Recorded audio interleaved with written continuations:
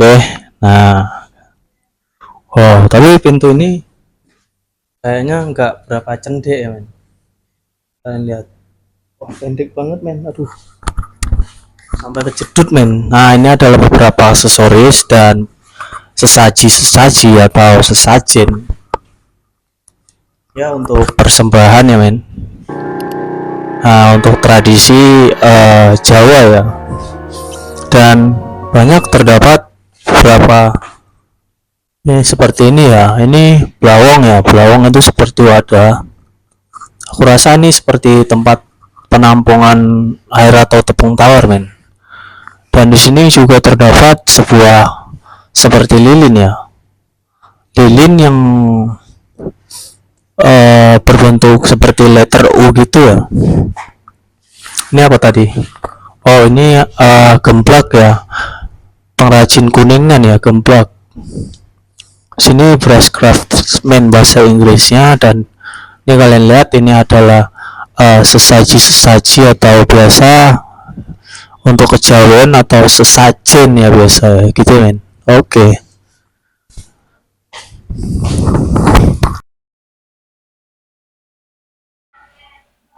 Oke, men, ini ada sebilah keris, ada dua buah keris ya. Ini keris kerajaan yang masih diabadikan di museum ini.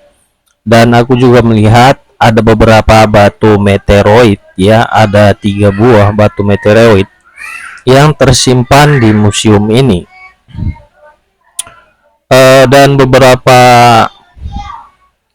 batu meteoroid ini ada 3, dan di sini ini ada kembang kantil dan kembang melati.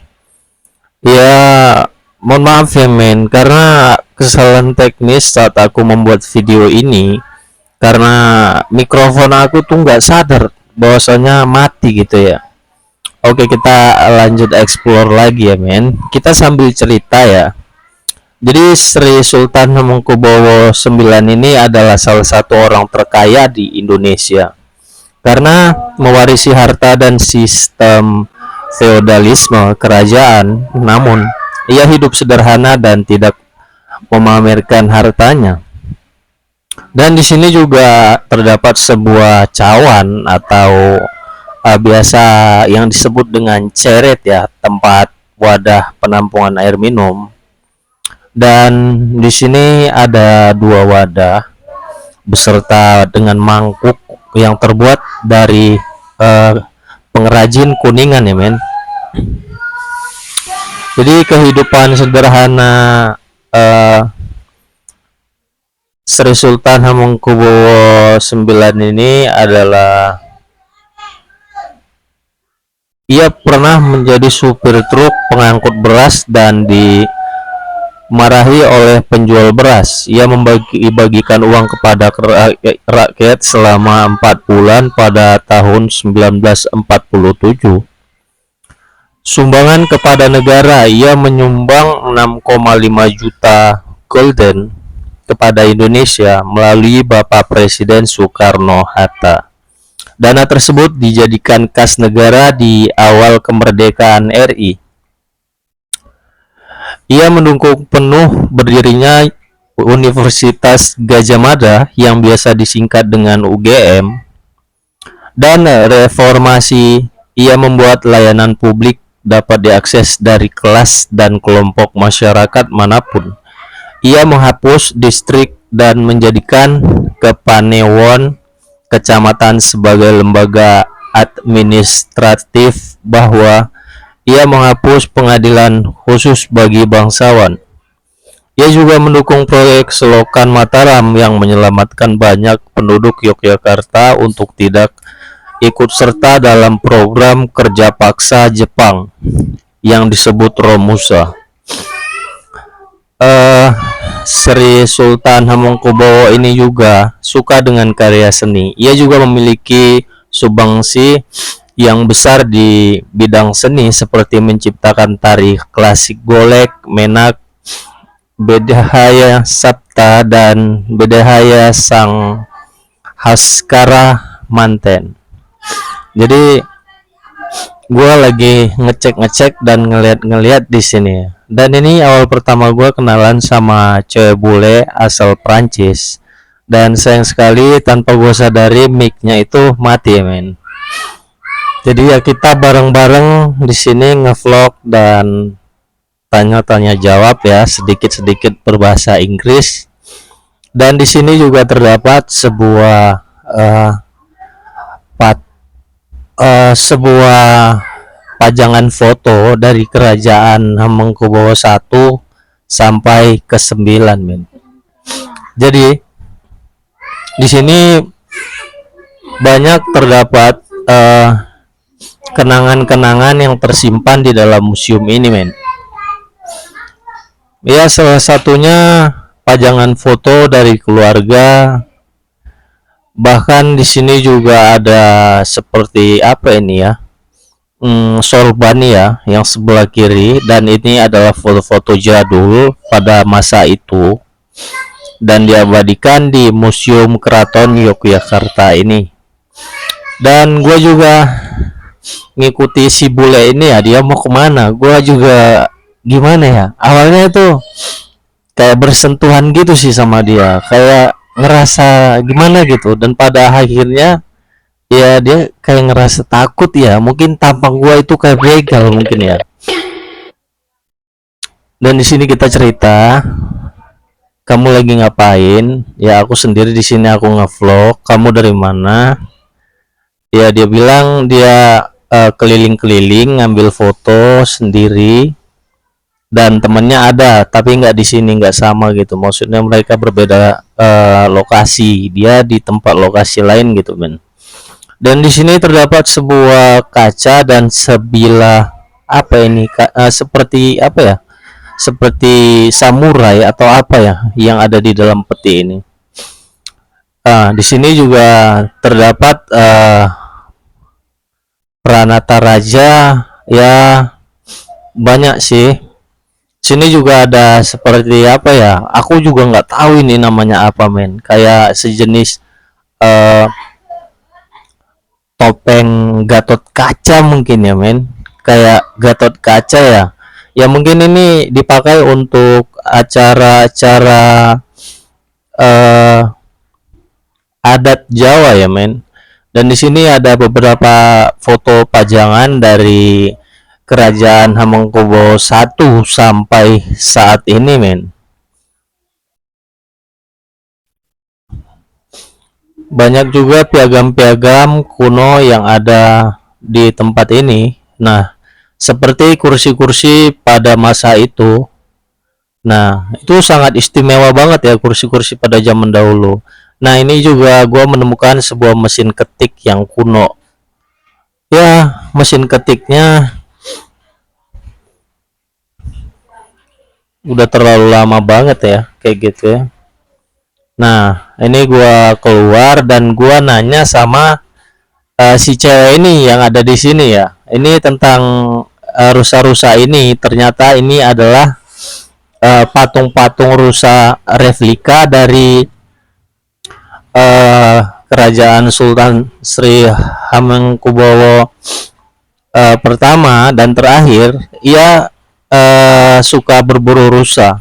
Namun ini rusa replika yang gambar kepalanya, tapi tanduk rusanya itu asli men. Nah gue sempat nanya sama kakak-kakak apa ya kalau dibilang ya, haters atau bukan sih, haters haters apa sih, bingung gue. Pokoknya gue tanya-tanya sama dia ya. Ya karena mic gue juga bermasalah men. Nah gue sempat nunjuk ini gimana ya, ini patung rusanya asli atau enggak. Katanya si cewek ini enggak, katanya dulu pada masa itu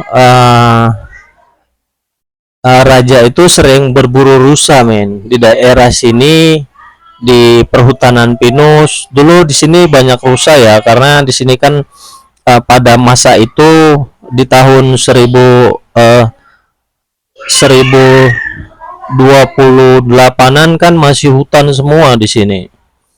Jadi gua akhiri untuk mengeksplorasi sebuah museum dan gua keluar dari tempat itu.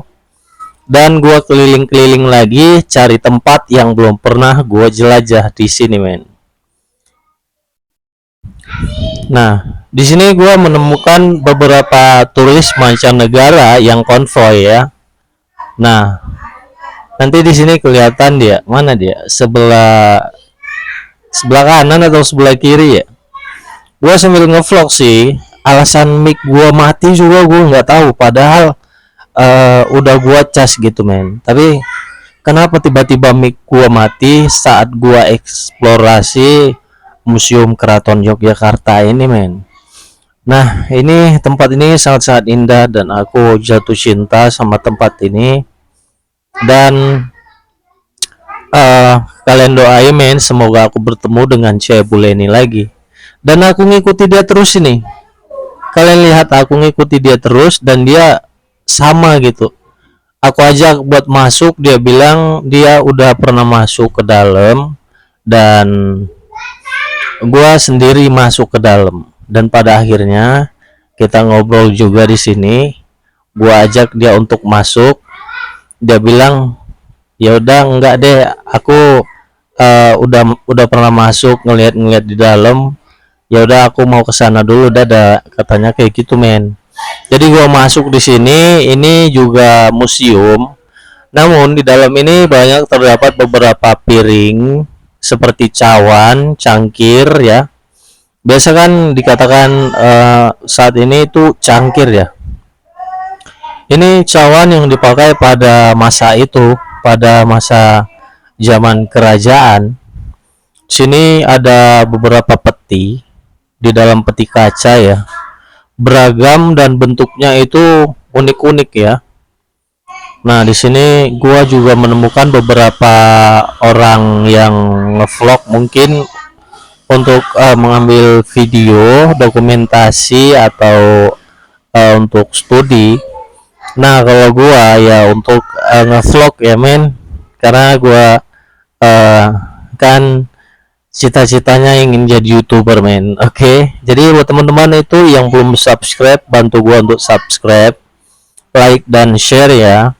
Dan di sini gua mengeksplorasi beberapa tempat dan di lemari itu juga terdapat sebuah cawan dan cangkir yang banyak sekali. Dan ruangan yang ini yang gua masukin ini sama, men, tapi di sini banyak terdapat sebuah piring-piring. Kalian bisa lihat piring-piringnya itu yang terbuat dari keramik ya. Wah, cantik-cantik banget piring-piring ini di sini. Plafonnya juga bagus ya. Nah, ada beberapa piring ini untuk apa ya? Untuk seperti meja makan pada masa itu. Jadi ini adalah wadah untuk menghidangkan sajian makanan pada masa kerajaan Hamengkubuwono pertama dan yang terakhir.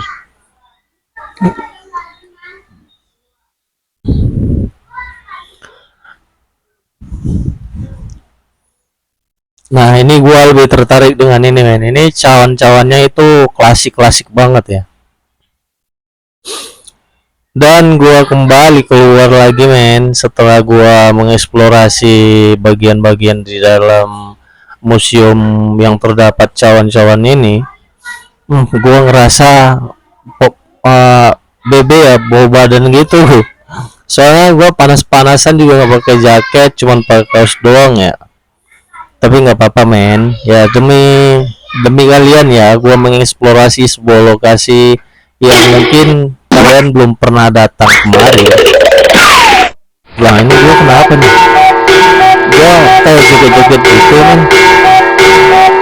Oh my god, ternyata gua lagi jalan tapi gambarnya gua taruh di bawah, men. Sorry ya, men, kayak joget-joget gitu jadi. Sorry, men, sorry. Nah, gua menuju para turis ini yang gua bilang tadi ya. Jadi ini turis mancanegara dari beberapa negara, dari beberapa Eropa ya, terutama Prancis, Korea, Jerman, Itali, Portugal, ya pokoknya banyak deh, men. Turis-turis di sini tuh mereka sering berkunjung kemari karena di saat pengangkatan kerajaan atau penggantian kerajaan dari kerajaan Sri Hamengkubuwono I sampai seterusnya, dari generasi ke generasi itu harus mendapatkan persetujuan dari Netherlands atau Inggris, men. Nah, di sini gue kenalan juga nih sama dia nih. Hello, gue bilang kan.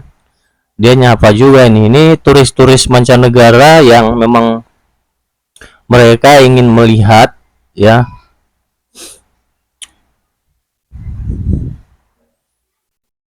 Tapi gue bener-bener terobsesi oleh mereka juga ya, men. Dari luar negeri ingin melihat keindahan Indonesia, melihat keindahan Keraton Yogyakarta. Ya, oke, men, nanti di next part video kita akan mengeksplorasi sebuah alun-alun ya. Tapi bukan alun-alun yang pertama ya. Gua jujur kemarin gua sempat tersesat, men, karena yang gua masukin itu ternyata alun-alun yang kembar itu yang satunya lagi, men, bukan yang pertama. Kalau yang pertama kan terbuat dari maksudnya bersih gitu kan, pasir-pasir semua. Oke, men, sampai sini